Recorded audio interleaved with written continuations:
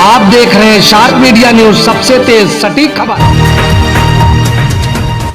लेकिन मैं जो दे करके आया हूं 19 दिन पीजीआई में, मैं वो सच्चाई आपको बताना चाहता हूं, सदन के माध्यम से उत्तर प्रदेश को बताना चाहता हूं और सदन के माध्यम से अपने सभी माननीयों को भी बताना चाहता हूं कि कोई गलत फहमी में न रहे। हम तो ये कहेंगे, भगवान से प्रार्थना करेंगे कि किसी को कोरोना ना हो। हमारे ही बगल में, अब हम लोगों के बीच नहीं है, स्वर्गीय चेतन सिंह चौहान जी, मैं 13 नंबर बेड पर था और वो 14 नंबर बेड पर थे। अगर नेता सदन सुनेंगे तो आप भी आश्चर्य रह जाएंगे। मैं 11 जुलाई को दोपहर में एडमिट हुआ और माननीय मंत्री जी 11 जुलाई की शाम को 5 बजे एडमिट हुए। और अब मैं जो कहने जा रहा हूं वो दुर्भाग्य है हमारा भी, माननीयों का भी, और जो लोग अस्पताल में भर्ती हो रहे हैं उनका भी। 8 लोगों का वार्ड, माननीय जी, 8 लोगों का वार्ड, जहां 8 कोरोना संक्रमित लोग होते हैं। डॉक्टरों की, नर्सों की और वहां की टीम आती है तो गेट से ही पूछते हैं कि चेतन कौन है।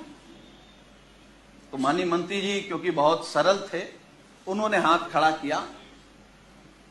टीम आती है, उन्होंने कहा चेतन आपको कब हुआ कोरोना?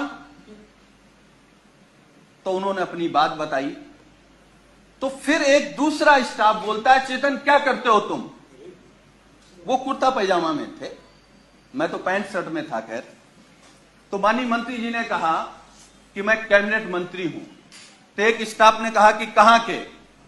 तो उन्होंने कहा उत्तर प्रदेश सरकार। तो मैं सोच रहा था कि ये लोग कैसे इस बदतमीजी से बात कर सकते हैं, लेकिन मुझे यह भरोसा हुआ कि जब माननीय मंत्री जी ने कह दिया कि मैं उत्तर प्रदेश सरकार का कैबिनेट मंत्री हूं, तब शायद वो चेतन जी कहेंगे या थोड़ा आदर करेंगे।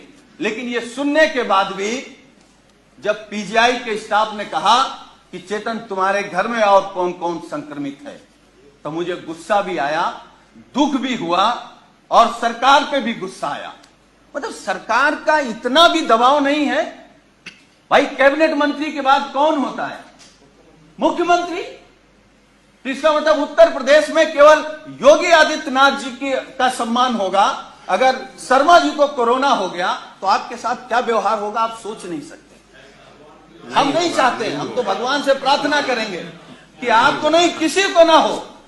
लेकिन उसके बाद मान्यवर, मुझे जब गुस्सा आया, मैं अपना गुस्सा नहीं रोक पाया, तो मैंने डॉक्टर से कहा कि आप जानते हैं कौन है? चलिए, आप नहीं प्रभाव में आ रहे हैं कि ये योगी सरकार के कैबिनेट मंत्री हैं, ये वो हैं जो देश के लिए क्रिकेट खेलते थे। तो उस डॉक्टर ने कहा अच्छा ये वो चेतन है, और ये कहते हुए डॉक्टर और स्टाफ पूरा चला गया। वो 2 दिन तक हमारे बगल में रहे।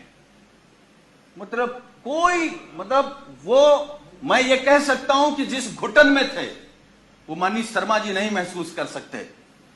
और मुझे जो शब्द नहीं कहना चाहिए, वो कोरोना से हमको आपको छोड़ के नहीं गए, सरकार की अव्यवस्था से हमको आपको छोड़ करके गए। मतलब इतना गंभीर मामला। और मानवर, मैं दूसरी बात बता रहा हूं, मैं 19 समाप्त कर नहीं, मैं समाप्त कर दूंगा। अब हमारा केवल दर्द सुन लीजिए। जी। मैं 19 दिन तक एडमिट था। 11वें दिन हमारी फिर टेस्ट हुआ, मैं फिर पॉजिटिव आ गया। फिर 4 दिन बाद टेस्ट हुआ, फिर पॉजिटिव आ गया। हमारे माननीय राष्ट्रीय अध्यक्ष, हमारे नेता माननीय अखिलेश यादव जी ने फोन से हमसे कहा कि सरकार का शासनादेश हो गया है कि तुम घर पर रह करके ठीक हो सकते हो, इस सरकार की व्यवस्था पर भरोसा मत करो और जांच करा करके आप लिख करके देख आओ कि हमको इलाज नहीं कराना, हम होम क्वारंटीन रहना चाहते हैं। अब मैं वो बात बताने जा रहा हूं मान्यवर आपको। मैंने राष्ट्रीय अध्यक्ष जी से अनुरोध किया कि एक जांच और करा लेते हैं, हो सकता है कि हम निगेटिव आ जाएं। हमारी एक जांच हुई जिसमें मैं पॉजिटिव आया। नर्स ने कहा कि आप पॉजिटिव हैं। डॉक्टर की टीम आई, उन्होंने कहा कि आप पॉजिटिव हैं या नहीं हैं, हमको दूसरा टेस्ट करना पड़ेगा। हमारा सुबह दूसरा टेस्ट हुआ। जब दूसरा टेस्ट हुआ, जब शाम को मैंने कहा कि हमारी रिपोर्ट क्या आई, तो उन्होंने कहा कि आपका रेपर बदल गया था, इसलिए शाम को तीसरा टेस्ट होगा। जब तीसरा टेस्ट हुआ तो सुबह हमने पूछा कि हमारी रिपोर्ट क्या है, तो डॉक्टरों ने कहा कि आपका सैंपल बदल गया है, इसलिए आपका चौथा टेस्ट होगा। हमारा चौथा टेस्ट हुआ। चौथे टेस्ट में मानवर जानते क्या हुआ?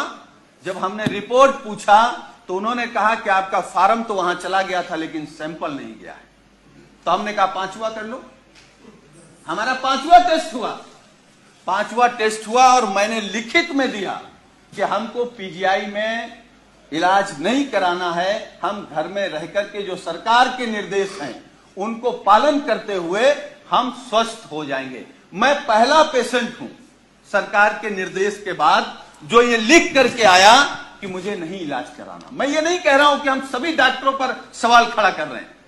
डॉक्टर भगवान की तरह दिखता, हमको भी 19 दिन भगवान की तरह दिखा और हम भगवान की तरह मानते हैं, लेकिन ये अव्यवस्था आखिर कैसे?